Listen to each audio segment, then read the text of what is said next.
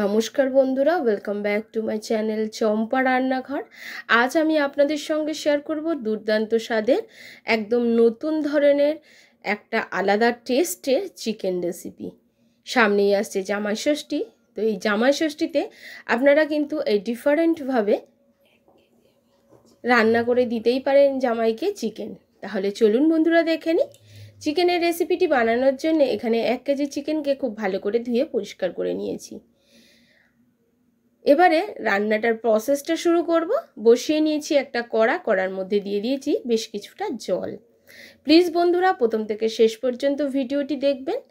যদি একটুও ভালো লেগে থাকে অবশ্যই লাইক করবেন, প্রচুর শেয়ার করবেন আর কমেন্ট করে জানাতে ভুলবেন না আমার রেসিপিগুলো আপনাদের কেমন লাগছে।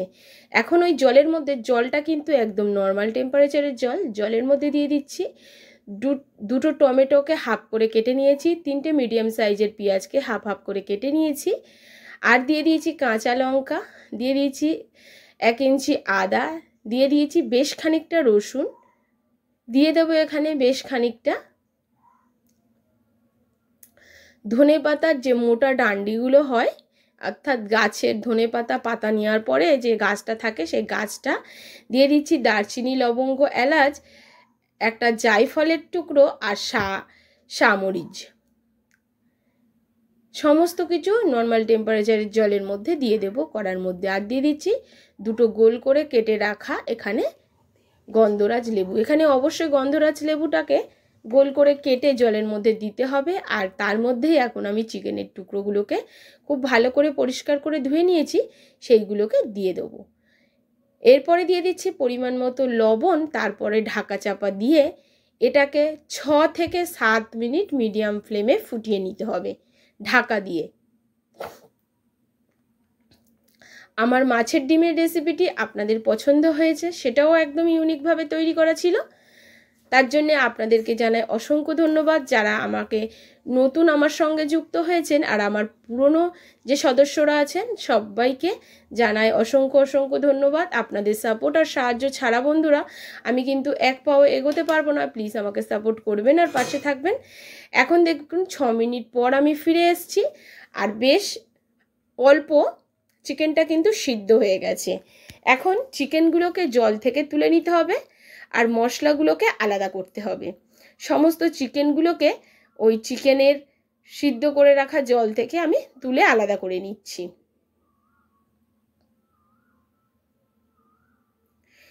এবারে বন্ধুরা চিকেনগুলোকে তুলে নেওয়ার পরে যে টমেটোগুলো থাকবে,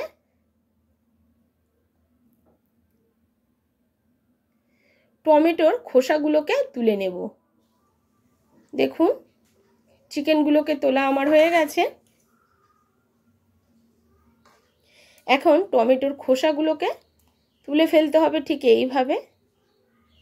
আপনারা পুরোপুরি ঠান্ডা হলেই করবেন। আপনাদের কাছে এরকম চিমটে যদি না থাকে তো একদম ঠান্ডা হলে আপনারা চিকেনটাকে আলাদা করে দেবেন আর টমেটোর খোসাগুলোকে এইরকমভাবে ছাড়িয়ে ফেলবেন।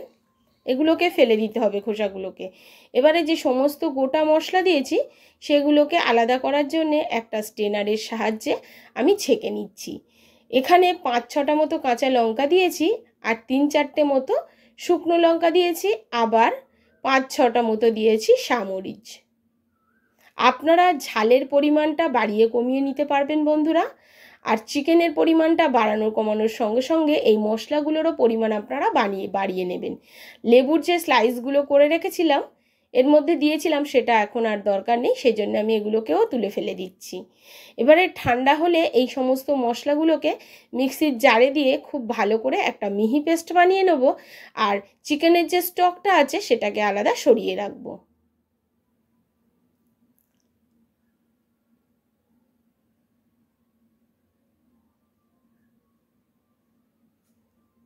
চিকেন সিদ্ধের জলটাকে আলাদা সরিয়ে রেখেছি আর ওটাকেও পেস্ট করে নিয়েছি। এখন চলে যাব রান্নার প্রসেসে।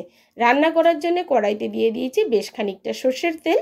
পরিমাণ অনুযায়ী সর্ষের তেলটা ব্যবহার করবেন, তবে খুব বেশি প্রয়োজন নেই। তেলটা গরম হলে এর মধ্যে দিয়ে দিয়েছি একটা ফোড়নে তেজপাতা। আর কোনো কিছু মশলা দেওয়ার দরকার নেই, কারণ গোটা গরম মশলা সব কিছুই এর মধ্যে রয়েছে। এবারে যে মশলাটাকে পেস্ট করে নিয়েছিলাম সেই মশলাটাকে আমি তেলের মধ্যে দিয়ে দিয়েছি।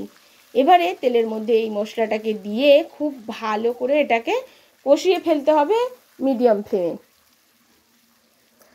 প্লিজ বন্ধুরা, আমার এই ছোট্ট চ্যানেলে আপনাদের সাপোর্টের খুবই প্রয়োজন আছে। প্লিজ আমাকে সাপোর্ট করবেন আর পাশে থাকবেন। আমার কথা শুনে নয়, জামাই ষষ্ঠীর দিন অবশ্যই এইভাবে আপনারা চিকেনটা রান্না করে খেয়ে দেখবেন আর আমাকে কমেন্ট করে জানাবেন যে কেমন ছিল। দিয়ে দিচ্ছি 1 চামচ জিরের গুঁড়ো, 1 চামচ ধনিয়ার গুঁড়ো, কাশ্মীরি লঙ্কার গুঁড়ো আর হলুদের গুঁড়ো। এখানে আমি কোনো রকম ঝাল মশলা ব্যবহার করিনি, কারণ ওই যে আমি শুকনো লঙ্কা, কাঁচা লঙ্কা, সামরিচ দিয়েছিলাম, তার থেকে কিন্তু ভীষণ ভালো একটা ঝাল হবে, সেজন্য আর কোনো আলাদাভাবে ঝাল মশলা ব্যবহার করব না। এবারে যে চিকেন সিদ্ধের জলটা ছিল সেখান থেকে একটুখানি জল দিয়ে আবারও মশলাটাকে খুব ভালো করে কষিয়ে ফেলবো। যতক্ষণ না মশলা থেকে তেল ছাড়ে ততক্ষণ পর্যন্ত মশলাটাকে কষিয়ে ফেলতে হবে।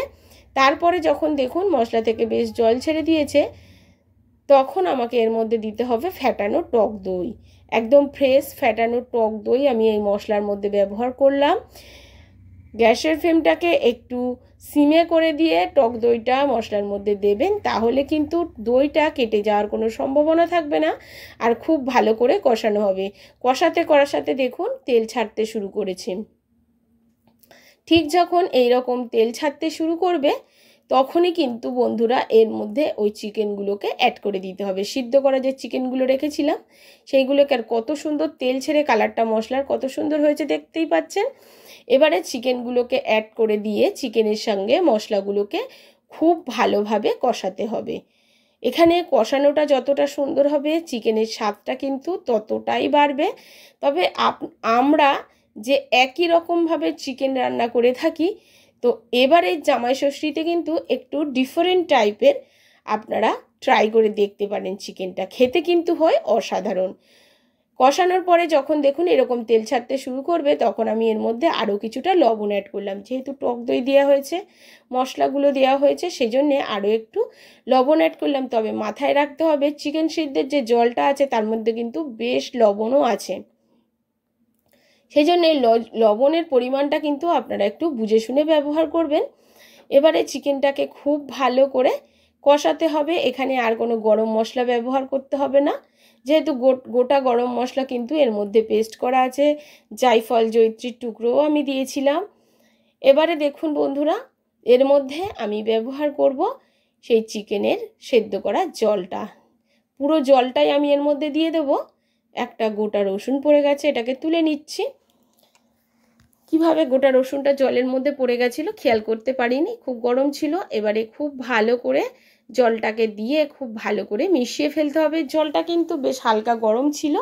এই হালকা গরম জলেই কিন্তু এর টেস্টটা দুর্দান্ত আসবে। তবে যেহেতু সমস্ত মশলার ফ্লেভার, তারপরে আপনার হচ্ছে গন্ধরাজ লেবুরও একটা ফ্লেভার আছে, সেগুলো কিন্তু এই চিকেন সেদ্ধর জলের মধ্যে মিশে গেছে। সেই জলটাই কিন্তু আমি ঝোল হিসাবে বা গ্রেভি হিসাবে ব্যবহার করেছি। এবারে দেখুন 8 মিনিট মতো আবারও ঢাকা চাপা দিয়ে মিডিয়াম ফ্লেমে রান্না করলাম।